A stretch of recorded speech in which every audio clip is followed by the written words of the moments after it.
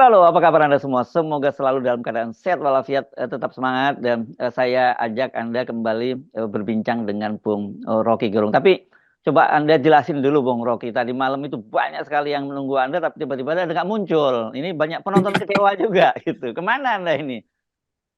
Tadi malam saya ada di tengah hutan Hmm, Kalimantan karena saya melintas dari Pangkalan Bun ke arah Lamandau dan hmm, sinyalnya betul nggak ada tuh. hmm. Karena saya janji untuk bertemu dengan beberapa komunitas di Kalimantan Tengah.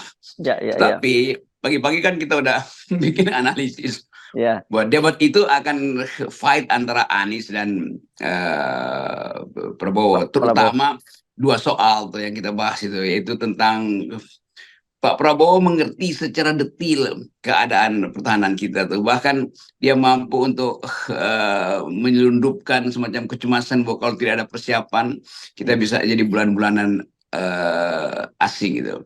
hmm, Tetapi masalahnya kan di dalam debat itu apa yang kita ketahui secara faktual bisa berbeda secara virtual nanti tuh. hmm, Karena kelihatannya Pak Prabowo nggak bisa memanfaatkan situasi debat itu dengan cara yang sangat santai gitu kan. hmm, Padahal pihak Anies dan Ganjar dari awal udah siap-siap untuk hmm, mengeksploitasi sisi negatif dari panggung kampanye, terutama pada kepribadian Pak Prabowo yang hmm, cepat emosi kan. hmm, Jadi hmm, di situ sebetulnya intinya tuh. Dan karena itu dari awal kita udah prediksi bahwa ini Anies akan mengulangi lagi. Tetapi harusnya ada tim dari Pak Prabowo yang menduga dengan kuat dengan ballpark estimation hmm. apa namanya itu mengukur dengan cara yang masuk akal bahwa Prabowo akan dilemahkan dalam soal penampilan virtualnya di publik itu, bukan pada soal esensi pertahanan. Karena bagaimanapun apapun yang dikritik orang pada Prabowo, Prabowo udah menjalankan itu dan harusnya dia pertanggungjawabkan dengan membela, Hmm. bukan dengan menyerang balik, karena ini cuma taktik debat sebetulnya. Jadi Anies dan Ganjar itu kira-kira bersepakat untuk mengeksploitasi watak Prabowo, bukan tentang kebijakannya.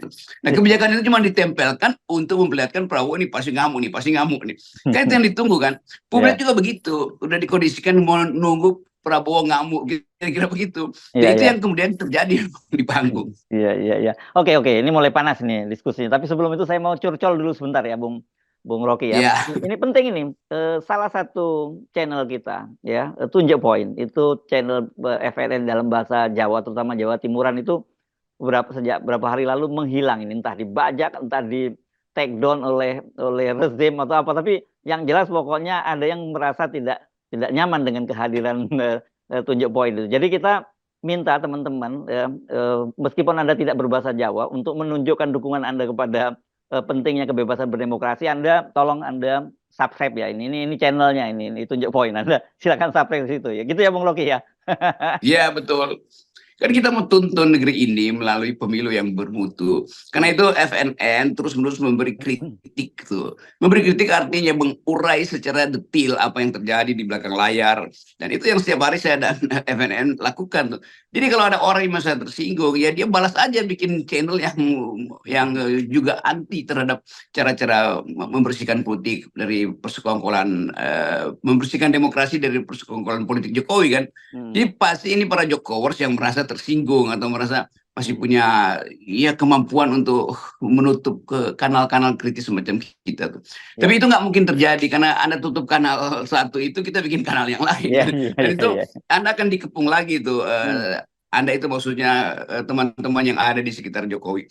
Kita mau tuduh aja itu ini kerjaan kalangan Jokowers kan nggak mungkin lagi PDIP lakukan itu ya, PDIP Oh, udah bersama iya. dengan Jokowi. Jadi siapa yang lakukan ya pasti Jokowers, siapa lagi? Oke ya, jangan lupa ya, kita ya minta walaupun nggak ngerti bahasa Jawa, tolong Anda subscribe dulu ini untuk menunjukkan Ya, perlawanan, bukan sekedar Anda ingin tahu ya. Oke, balik lagi ke topik debat tadi. Sebenarnya kan sejak awal Anda sudah memprediksi ya, Bung Rocky kemarin bahwa Anies unggul gitu. Tapi kan dengan latar belakangnya Pak Prabowo, sebenarnya kita tidak menduga bahwa situasinya telak semacam itu. Karena tadi malam kan terkesan bahwa Pak Prabowo mencoba menarik Ganjar itu dalam kubu dia sebagai teman gitu, malah disebut kita kok sering sepakat ya, apakah kita satu guru. Ya satu guru ini mungkin maksudnya Pak Jokowi. Tapi kan sekarang Ganjar udah merasa bukan Jokowi bukan guru dia. itu poin-poin yang secara gampang kita temukan di dalam semua debat politik bermutu di luar negeri. Semua debat yang substansial itu tidak akan dihasilkan maksimal kalau cara berdebat itu terlalu sopan. Justru ketidaksopanan itu yang ditunggu di dalam upaya untuk menaikkan rating. Anies pasti menunggu ketidaksopanan Prabowo, ketidaksopanan publik ya. Demikian juga Ganjar tuh. Jadi ini strategi yang dibaca dengan lebih awal oleh Ganjar dan Prabowo dan Anies tuh. Dan tawaran-tawaran Prabowo untuk ya nanti kita sehingga nggak mungkin karena di depan mata kita mau lihat bagaimana ekspresi Prabowo itu harusnya dengan tenang. Saya bilang, saya kuasai persoalan, jadi udahlah Anda mau cecer saya dari sisi mana, asal Anda tidak menguyak-uyak sesuatu yang sifatnya privat, maka saya bisa jawab semua kan. Kan mestinya dengan tenang Prabowo katakan itu. Tetapi Prabowo, kita tahu karakter Prabowo diviralkan sebagai gemoy, tetapi di atas panggung kembali lagi watak yang watak komandois pada diri dia. Nah ini yang ditunggu untuk dieksploitasi oleh netizen tuh. Jadi pasca Prabowo ngomong, walaupun Prabowo sebetulnya masih punya kesempatan untuk bukan menyerang balik, menerangkan dengan tenang, tapi udah terburu dimakan oleh suasana dan Prabowo tidak bisa menenangkan dirinya lagi kan. Tapi itu soal yang saya sebut psikologi panggung itu beda dengan hasil latihan di luar panggung dan selalu itu akan terjadi itu.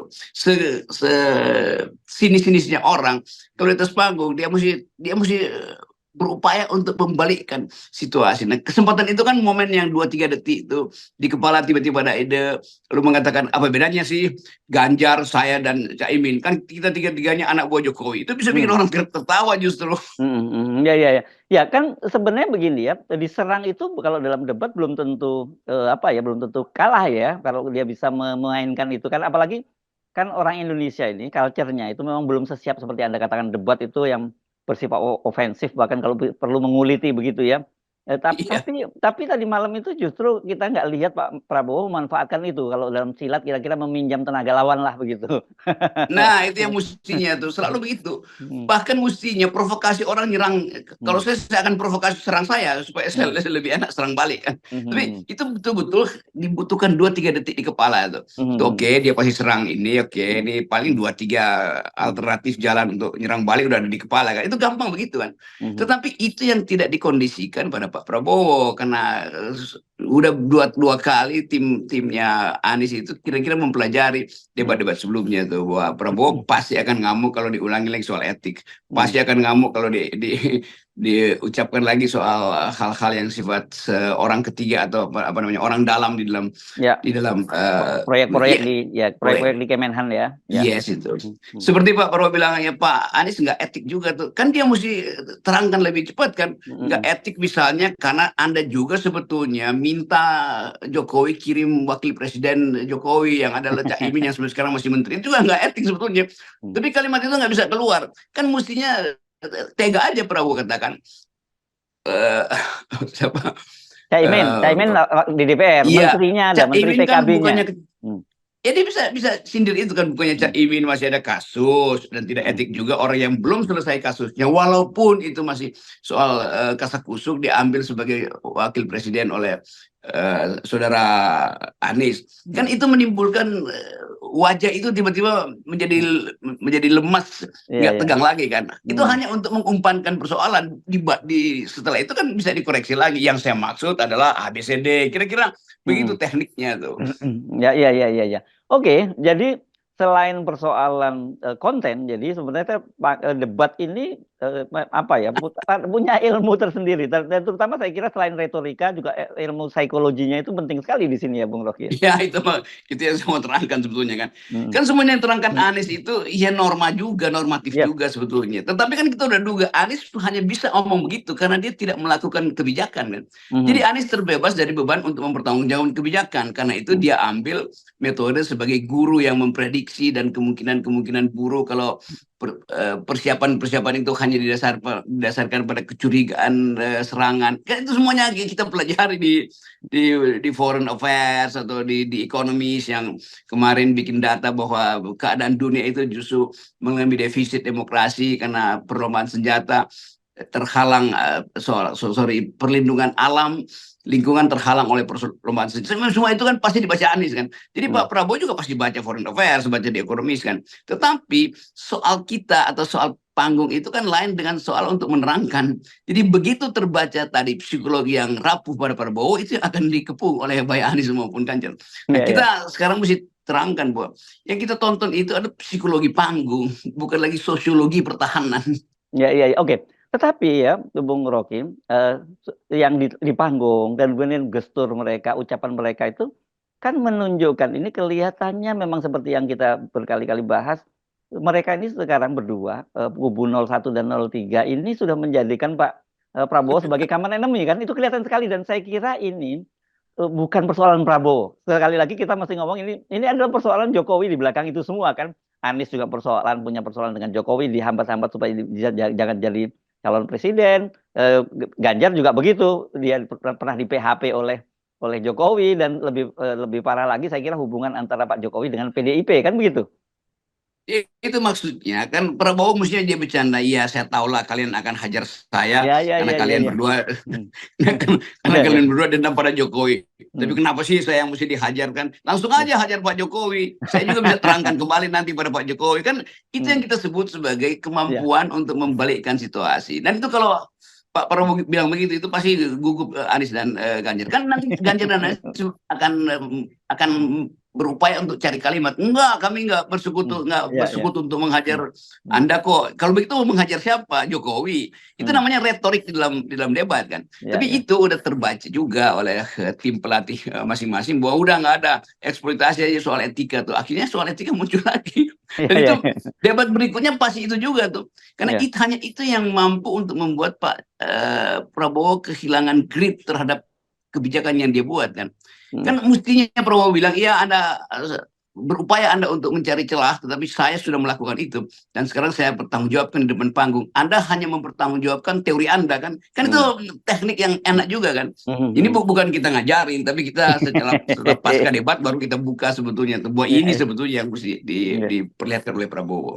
Tapi sebenarnya Bung Rocky kalau Anda lihat, Anies ini kan sebenarnya sudah mulai memancing sejak awal percakapan sebenarnya, dan Pak Prabowo sampai setidaknya 2/3 dari perjalanan debat itu mampu menahan diri gitu.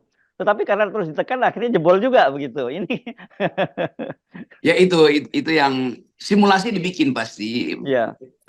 Tim Ganjar dan Anies mungkin kirim semacam perjanjian. Coba kita angkat dulu sisi negatif dari Prabowo, yaitu emosinya tuh. Dan itu dihitung kira-kira dia bisa bertahan berapa lama ya. Dan sebetulnya kan gampang sekali untuk mengatasi soal-soal yang diucapkan secara ofensif oleh kubu 01 dan 03. Tetapi itu harus mengandalkan kemampuan Prabowo untuk mencari kalimat efektif. Ini hanya soal kalimat efektif. Mungkin Pak Prabowo merasa ini kok cuma 2 menit bagaimana dapat kalimat efektif. Tenang aja, kalimat efektif itu pasti datang kalau kita perhatikan logik dari Anies dan logik dari Ganjar. Kan kebolongan logika itu atau apa namanya nih ya, ada loop, ada yang kosong dalam logika itu kan, itu bisa kita eksploitasi untuk jadikan serangan balik tuh. Ya. Oke, ini kita ngomong debatnya dulu ya, kualitas debatnya, nanti baru penilaian yang lain. Kalau Anda nilai ya kualitas perdebatan tadi malam itu di mana posisi kita ini sekarang perdebatan Pilpres kali ini? Saya beberapa kali mampir di beberapa warung menjelang masuk kota, dan semua orang lagi nonton perdebatan itu, dan kelihatannya orang nggak mau lihat lagi apa yang diucapkan. Begitu ada kesalahan kecil langsung, woi hajar, tonyok, macam tuh. Jadi saya bisa nguping sebetulnya tadi malam itu ujung dari pembicaraan yang menarik dari dua belah pihak itu. Tetapi pembicaraan yang menarik itu tidak bisa dieksplorasi lebih jauh karena yang kita kritik kemarin itu, panelis itu nggak punya hak untuk bertanya kan. Padahal sebetulnya kalau diulas oleh panelis justru Prabowo masih mungkin mengandalkan kemampuan dia untuk menerangkan ini polisi kami. Polisi kami ini nggak boleh orang ketahui karena ada ketegangan baru antara Cina dan Amerika, sehingga kalau saya ucapkan di sini justru nanti akan membahayakan negara, bukan membahayakan negara, membahayakan Pak Anies misalnya kalau terpilih, Pak Ganjar kalau terpilih, kan itu enak kalau bicara begitu kan. Tapi saya tahu saya akan terpilih, maka lebih aman saya sembunyikan fakta itu. Kan itu maksudnya keindahan berdebat di situ kan. Walaupun nanti orang cek masa Anda akan terpilih, tapi sudah diucapkan di dalam perdebatan. Jadi formatnya ini membuat Prabowo juga tidak mampu untuk mengeksplorasi pikiran dia sendiri itu. Ya, ya, ya. Oke. Tapi kalau dari sisi demokrasi, menurut Anda, karena Anda bilang dalam debat ya memang harus seperti itu, saling serang dan kalau perlu saling menjatuhkan. Ini kita sampai di mana level Ya, kita sekarang nih? kita belum sampai di situ tuh. Kelihatannya Pak Anies sudah mulai menganggap bahwa hak saya dong untuk mengeksplorasi psikologi orang dengan cara ofensif. Ganjar menunggu bola umpan dari Anies sebetulnya kan. Itu yang terjadi tuh. Nah, Prabowo mesti mengerti itu. Prabowo bisa lanjutkan kok. Jadi kalau sekali Prabowo memperlihatkan emosinya, dia mesti cari cara untuk mengatakan emosi saya maksudkan untuk memancing perdebatan justru kan. Tetapi jangan emosinya yang dijadikan alat analisis dari netizen kan. Nah itu butuh satu kecepatan berpikir untuk membalikkan situasi perdebatan psikologi.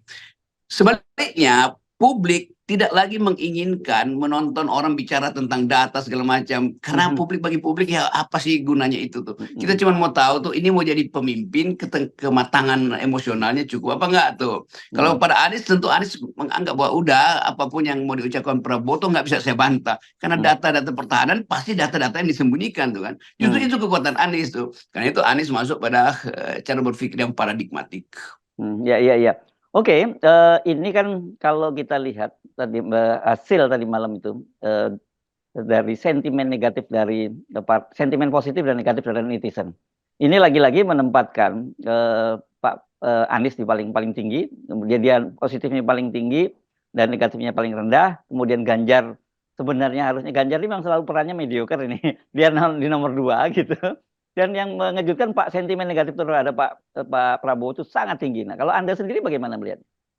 Ya itu persis itu yang kita bayangkan. Ya. Ganjar sebetulnya ya Ganjar ucapin sesuatu yang dia pelajari 2-3 jam lalu juga gampang kan, tinggal dihafal-hafal sebetulnya kan. Karena tetap Ganjar itu nggak ada poin. Dia ada di dalam kebijakan Jokowi selama 9 tahun. Tetapi di ujungnya dia berupaya untuk menerangkan bahwa ada yang salah. Itu aja udah tidak masuk akal tuh. Mengatakan ada yang salah tetapi dia adalah anggota DPR dan Komisi 1 itu isinya PDIP banyak betul kan. Tapi itu kan nggak bisa dieksplor oleh Prabowo kan. Jadi Ganjar seolah-olah menjadi guru di situ untuk menerangkan begini loh. Iya tapi Anda bukan guru sebetulnya. Anda pembuat kebijakan yang salah yang menyebabkan Prabowo nggak bisa menjawab kan. Jadi kelihatannya persepakatan antara Anies dan Ganjar itu menyebabkan Prabowo mencurigai itu. Jadi Pak Prabowo udah mencurigai duluan, ini apa yang mereka mau ucapin. Nah dalam kecurigaan itu psikologi ketenangan di atas publik itu terbaca melalui ekspresi Pak Prabowo tuh. Dan Pak Prabowo nggak bisa bersembunyi di dalam ekspresi wajahnya tuh. Padahal wajahnya di baliho itu bisa dimanipulasi ekspresinya. Jadi sebenarnya sejak awal harusnya Pak Prabowo harus mencurigai ada persekutuan diam-diam gitu ya antara Anies Iya, itu mesti Ganjar. begitu. Dia bisa dari awal, saya tahu kalian berdua ini bersekutu diam-diam. Di mana kalian merencanakan warung kopi mana yang kalian berdua?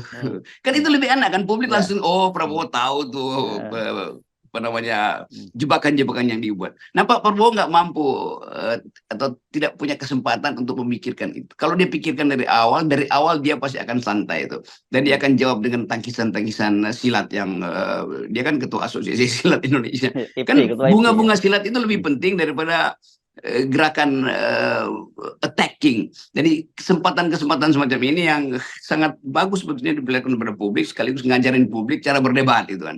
Tapi Anies dari awal memang hendak menjebak Prabowo dalam soal etik itu tuh. Dan mestinya kalangan pelatih Prabowo tahu dari awal bahwa ilmunya Anies cuma satu, yaitu mengubah situasi panggung itu menjadi situasi kemarahan Prabowo. Kan cuma itu dasarnya. Dan tadi malam itu sangat berhasil ya, Bung Rocky. Berhasil Anies lakukan itu. Ya, ya. Oke, jadi kira ini kan masih ada satu debat lagi. Akan berubah atau tidak kira-kira apanya situasinya kalau lihat begini? Debat ketiga pasti Anies nggak akan pakai lagi istilah etika karena dua kali itu pasti Prabowo udah bikin siap-siap. Ya, ya. Tetapi Anies masih melihat bahwa satu-satunya cara yang nggak bisa diubah dari Prabowo adalah penampilan emosional publiknya. Dan itu nggak mungkin karena itu karakter orang tuh. Dan Pak Prabowo bisa sangat luwes kalau lagi joget-joget, tapi jadi tegang kalau masuk dalam perdebatan tuh. Padahal Prabowo membaca teori juga tuh. Nah Ganjar tentu ya dia akan berupaya untuk nyinyir dari wajahnya tuh kalau Prabowo terjerembab. Iya ya. Dan ya memang betul juga. Tadi malam kalau debat pertama masih sempat joget Pak Prabowo. Tadi malam tidak sempat jogetan muncul. Yang muncul ada berkaca pinggang Pak. Nah itu gaya khas Pak Prabowo saya kira itu ya. Nah itu kemudian disempurnakan dengan cara menolak bersalaman sebetulnya. Walaupun apa alasannya, mestinya Prabowo tinggal di panggung terus, hai Nis, mana salaman lo? Kan gampangnya begitu kan. Jadi kegelisahan itu udah muncul sehingga terbaca bahwa Prabowo tahu dia sudah dikeroyok tuh. Dan orang yang dikeroyok itu paling enak tuh, karena dia punya kesempatan untuk membalikkan. Gue dikeroyok nih, maka moral dia bisa ditumbuhkan kembali dengan menganggap bahwa ini pengeroyok tuh. Jadi kalau Pak Prabowo eksploitasi dengan satu gimmick bahwa ngapain sih ngeroyok kan, ini kan debat kan, itu publik kan berbalik pro Prabowo kan. Dan Anies dan Ganjar nggak punya kesempatan untuk membalas bahwa memang mereka lakukan keroyok kok. Jadi sebetulnya itu intinya tuh. Jadi ini keahlian panggung lah, bukan keahlian logika substansi. Jadi semua keahlian estetika panggung. Yes, oke. Baik, terima kasih Bung Rocky. Makin asik ya. Ya. Sip. Tapi tetap orang tunggu debat wakil presiden, itu yang lebih seru. Oh, seru ya itu ya Bung Rocky ya. Iya, karena di situ kan memang nggak ada substansi, itu soal ngeyel doang, jago-jagoan ngeyel. Ya, oke. Mari kita lihat bagaimana Cak Imin dan Pak Mahfud mengatasi barrier psikologisnya mereka berhadapan dengan sang putra presiden ya. Nah, itu dia tuh.